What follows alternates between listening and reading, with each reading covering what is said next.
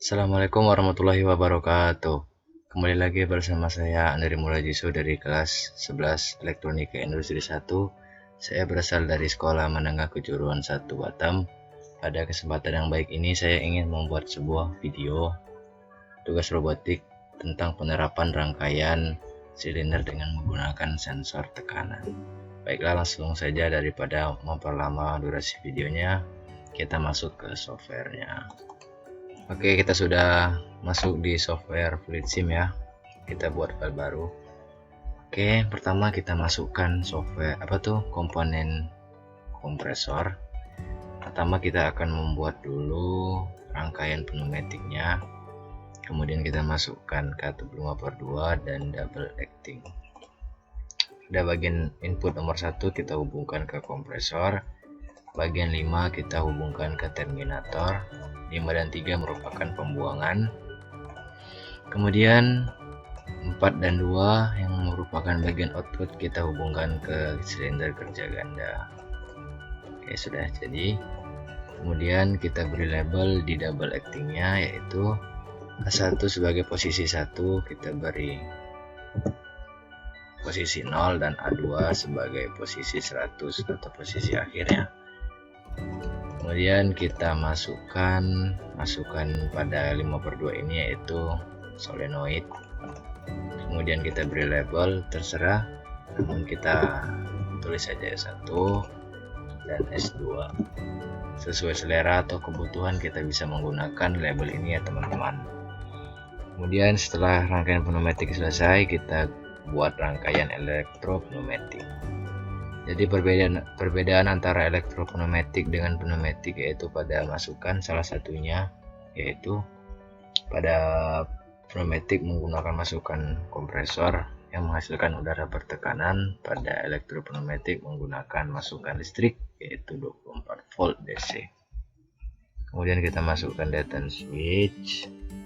Setelah itu kita masukkan max switch yang akan kita ubah nanti menjadi limit switch, yang mana kita pilih semua dalam keadaan NO ya, ini NO. Kemudian kita masukkan solenoidnya 2. Kenapa tidak 3? Karena solenoid yang kita pakai di sini cuma 2, 1 dan 2 gitu. Lalu kita hubungkan saja teman-teman. Nah, setelah dihubungkan, wiringnya kita beri label. Kemudian langsung saja kita beri label. Di sini kita beri label A1 dan di sini kita beri label A2. Mengapa begitu? Karena A1 dan saklar yang ini itu terhubung. Begitu pula dengan yang A2 ini, saklar yang ini dan posisi ini itu terhubung. Makanya kita beri label yang sama. Lalu solenoid yang ini kita beri label yang sama dengan yang ini, solenoid yang satu, karena mereka itu terhubung satu sama lain. Kemudian yang ini kita beri label S2 karena dia terhubung dengan yang ini. Nah, setelah selesai teman-teman dan yakin, kita mainkan saja, kita play. Oke, begini. Ketika kita tekan saklar ini, yang akan terjadi adalah silinder ini akan bergerak secara otomatis, begitu teman-teman. Mengapa demikian? Kok bisa sih?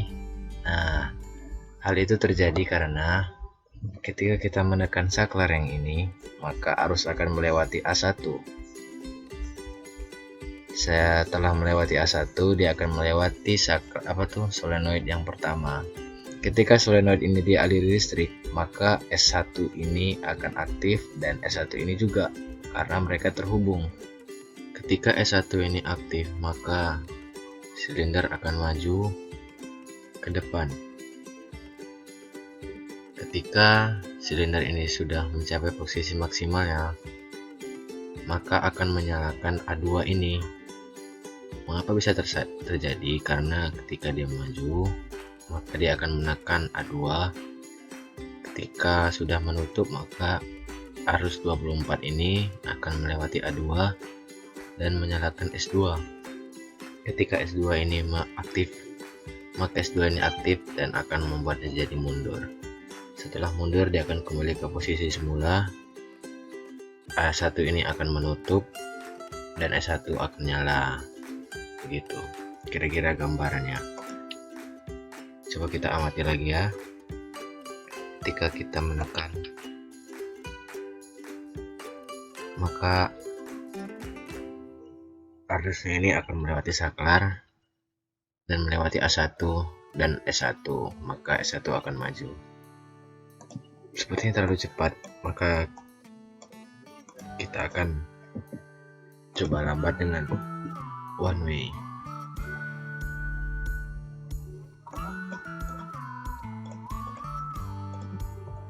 Untuk yang belum memahami cara kerja one way ini, seperti potensio dalam dunia elektrikal. Jadi fungsi ini menghambat sesuatu yang masuk ke dalamnya. Jadi dengan kita menggunakan ini, kita bisa menghambat ini sehingga dia akan maju atau mundur secara perlahan. Seperti ini. Gitu. Jadi ketika kita tekan saklar, arusnya akan langsung masuk ke A1 karena NC, dan S1 akan aktif juga. Ketika sudah A1 ini kena A2, maksudnya saya ketika A2 ini sudah kena, maka A2 ini juga akan menutup seperti ini. Ketika sudah mengenai A2, maka dia akan menutup dan kena S2. Ketika kena A1, A1 akan menutup dan mengenai S1. Begitu. Jadi dia akan otomatis begitu.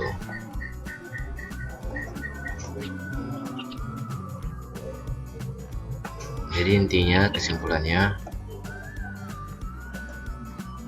A1 dan A2 ini bertindak sebagai sensor tekanannya, yang mana ketika ada sesuatu yang menekan A2 seperti ini, kena dia A2, maka dia akan mengaktifkan saklar. Ketika mengenai S1 juga akan mengaktifkan saklar, dan S1 juga akan maju dan mundur dengan S2. Baiklah, mungkin sekian saja untuk video tentang penerapan silinder dengan menggunakan sensor tekanan. Maafkan bila ada kekurangan. Saya akhiri, wabillahi taufiq wal hidayah. Wassalamualaikum warahmatullahi wabarakatuh. Selamat sore.